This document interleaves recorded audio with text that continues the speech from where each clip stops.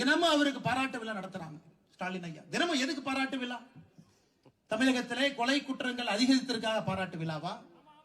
இல்ல பெண்களுக்கு எதிரான குற்றங்கள் நான் உங்களுக்கு படிச்சு காட்டுங்க. 3 வருஷத்துல எவ்வளவு? 16,000 தாண்டி போக்சோ கேஸ் மட்டும், அதற்கு பாராட்டு விழாவா? பெண்களுக்கு எதிராக வன்கொடுமைகள் 5,000 தாண்டி இருக்கு, அதற்காக பாராட்டு விழாவா? இல்ல டாஸ்மார்க்கினுடைய வருமானம் 50,000 கோடியை தாண்டி நின்றுட்டு இருக்குது, அதுக்காக பாராட்டு விழாவா? இந்தியாவில் எங்கேயுமே இல்லாம ஒரே நாளில் 2 அமைச்சர்கள் பதவியில் இருந்து நீக்கப்பட்டிருக்கின்றார்கள், அதற்கு பாராட்டு விழாவா? அதற்கு பாராட்டு விழா? இந்தியாவில் எங்கேயுமே இல்லைங்க. 2 அமைச்சர்கள் ஒரே நாள் பதவியில் இருந்து மாற்றப்பட்டிருக்கின்றார். இது லல்லு பிரசாத் யாதவ் அவங்க பீகார்ல முதலமைச்சராக இருந்த பொழுது கூட 2 அமைச்சர்கள் ஒரே நாள்ல மாற்றப்படவில்லை. அவ்வளவு மோசமான ஆட்சியிலும் கூட.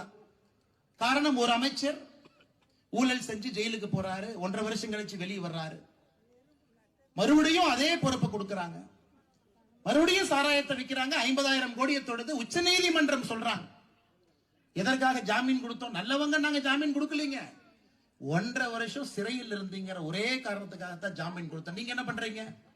மறுபடியும் அரசு அதிகாரத்தை கையில வைத்துக் கொண்டு மறுபடியும் தப்பு பண்றீங்க. இன்னும் 10 நாள்ல அமைச்சரவையிலிருந்து நீக்கவில்லை என்றால் கொடுத்த ஜாமீன் நாங்க ரத்து பண்ண போறோம், கைதாகுவீங்க. கைதுக்கு பயந்து கொண்டு, ஐயோ மறுபடியும் பிடிச்சு 1 வருஷம் உள்ள போட்டுருவாங்க, கைதுக்கு பயந்து கொண்டு அமைச்சர் செந்தில் பாலாஜி அவர்களை அமைச்சரவையிலிருந்து நீக்கிறாங்க.